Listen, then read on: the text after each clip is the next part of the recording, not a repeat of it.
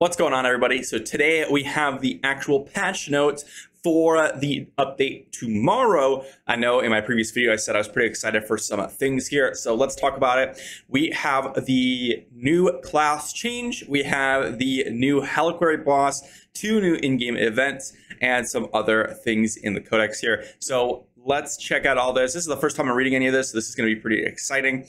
We're going to start off with the class change, Hero's Journey, Adventurer's Path event, new boss, another limited time event, looks like a repeat of the previous one, a new cosmetic, and some other updates. So class change, first off, we have a few rules. So let's see what we got. Class change becomes available at 35. Okay, it doesn't really matter about that. You may change your class once every 7 days and at no cost.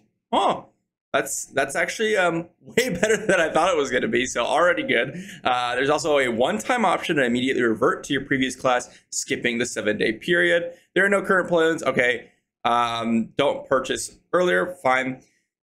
Full reset of Paragon trees when you do so, and you will be granted placeholder gear, equivalent rank to the previous equipped gear of your class. Okay, cool. And class-specific cosmetics and gear will not carry over when you change class. All gear equipped to your previous class will be available in your inventory. Any cosmetics owned for a class will be retained on that class.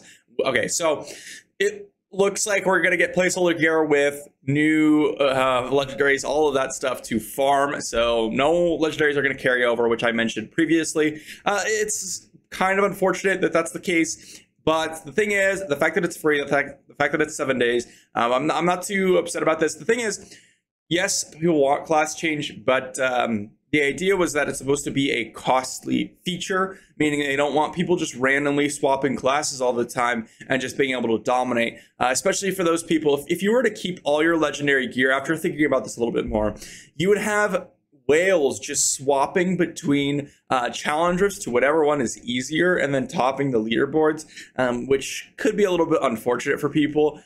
On top of that, you may have some people who just swap all the time because there's no real downside in terms of you don't need to farm legendary gear. So overall, I think it's actually, to be honest, swapping classes seems a little bit more fun because I'd have more to do for the legendary items. But if you want to compete, it might be a little bit unfortunate because you're going to have to farm your legendary items again. And you may get unlucky for a while, which is a little unfortunate as well. So not too happy about the fact that you do have to farm legendary gear for myself, but it has some advantages that I've seen. Then we have Hero's Journey. I think this is a new event.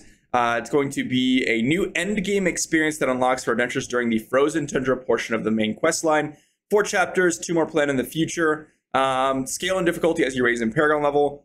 Bounty of rewards, platinum, aspirant keys, legendary crest. Ooh! So this right here, if we just look at this screenshot right here, let's just pull this up. We have 900 platinum, 1 legendary crest, and we have to do a bunch of stuff. So challenger of 50, 4 set items, 10 warband chests. I'm not sure if this is repeating or if this is just a one-time chapter or how many chapters there are. But maybe I read over that. 4 chapters. Okay, so 4 chapters. You get rewards. Okay, so this is just free rewards. It's a one-time thing, so you're gonna be able to complete this at some point. But I guess it's cool. They're just giving you free rewards. That's interesting. Then we have limited time events. This is just an additional something. This is the actual event. Then we have 8 tasks, 10 aspirant keys, 16 tasks, portrait frame, 20 tasks, 1 legendary crest. This is gonna probably be. It looks like consign your days to thinning out the ranks of the burning hells, ushering in safety.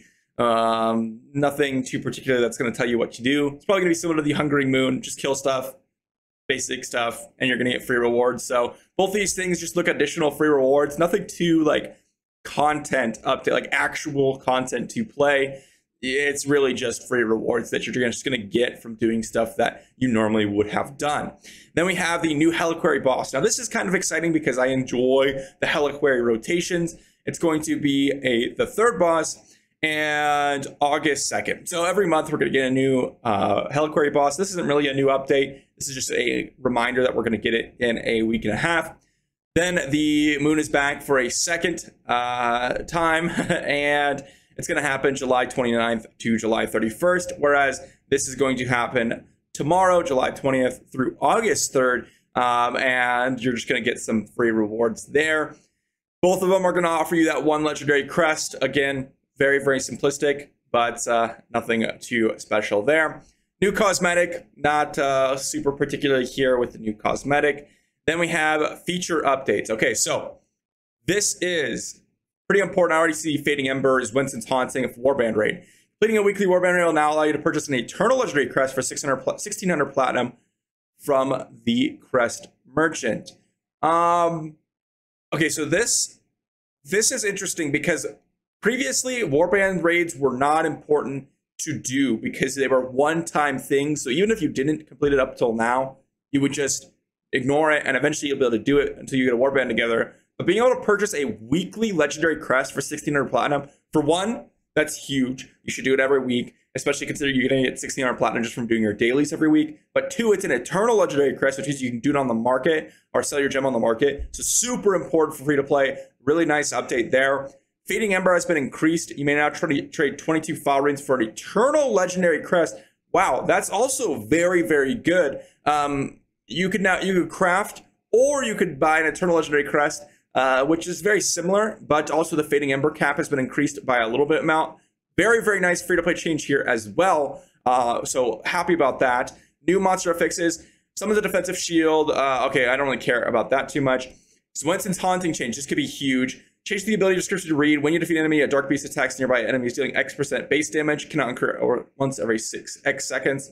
Okay, so nothing really changed. It just description changed. And then the Bloodsick Jade description change. In a presentation, it wasn't entirely clear that movement speed was a flat buff while the damage bonus was affected by your life. Okay, I already knew that. That's nothing too important. Basically, your damage goes down as you have lower life, but your movement speed stays the same. 36 new class legendary items. We have a 6 for each class, it looks like. So very, very cool. I'm going to just briefly go over the Crusader items. I'm sure every other content creator is going to go over their classes items. But we have Forgotten Saber Falling Sword now calls flames from the heavens that burn enemies. Okay, that sounds really cool. Condemned now immediately detonates all of its damage on the enemy it hits. Oh, that's really cool for PvP. I could see this being kind of a little bit more fun. Consecration now protects you and nearby party mates, decreasing damage taken by X%. Wow, that seems insane. Really, really good support skill there. Say your chain no longer constrains enemies instead of forming a chain of flames between enemies, which would burn other enemies that touch it. Okay, cool. Shield Glare now burns enemies over X damage over Y seconds. Could be very, very good. Judgment now conjures a continuous beam of light from the heavens, which moves under your control. Huh, interesting. Some of these I'm not quite sure how they'll work. I'm really interested in Daybreak and Forgotten Savior, as well as Torrential Refrain. These first three, very, very interesting. I'll have to see how Stare works and equal portions and all that stuff. I'll have to see how all that stuff works, but very, very cool. So overall, that's going to be it. We have 6 new legendaries for each class. Very excited about this one. This is one of the things I'm most excited about.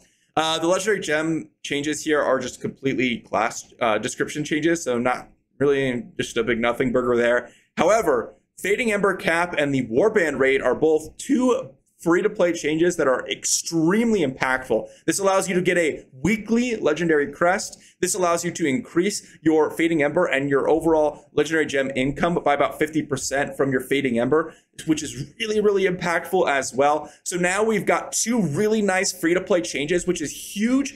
Again, it may not be huge in terms of the long scheme of the game, but when we're comparing it to the free-to-play before to the free-to-play now, these are massive changes. Based on what we've seen here, this almost doubles your income, which isn't a lot, but if they're willing to make changes like this, they could be willing to make changes in the future. So I'm really excited to see something like this, and this is a lot of hope for free-to-play in the future.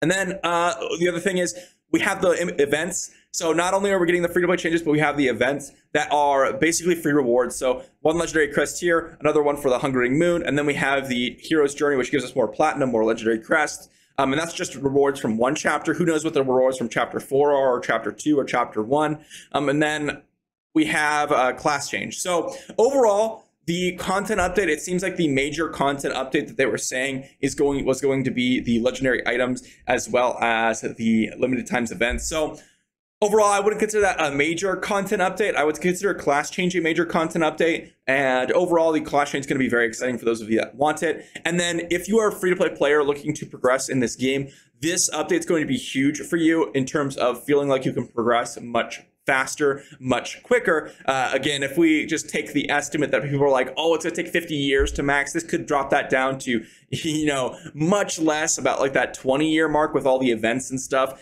It sounds ridiculous, and it absolutely is, and I would love to see more changes, but just to show that they are willing to make those free-to-play changes like we're seeing, that's very exciting. And honestly, I couldn't have asked for a better, or at least a more positive direction in terms of free-to-play changes. I didn't think that they were going to do any free-to-play changes. However, I would have hoped for more actual content. Let's be honest here, this isn't really a lot of content here. It's just skins, events, which are just, okay, here's more rewards for what we're doing already. Heliquery Boss is new content, but we knew that we were going to get that at the end of the month anyways. And then Hero's Journey is just, again, no new content. And then class changes, kind of new content, but for those of you that actually want to take advantage of the class change system. So really the only new content that we got, in my opinion, is the 36 new legendary items, which is new content, but we have to farm for them before we can even take advantage of it. So we'll have to see. I am excited for this, and this is very, very exciting in terms of being able to change our build. But overall, I would say that the patch has exceeded my expectations overall. My expectations were low, but it's not a very impressive update in my eyes. It is a lot of pressure on this update because people are, you know, waiting for Blizzard to respond.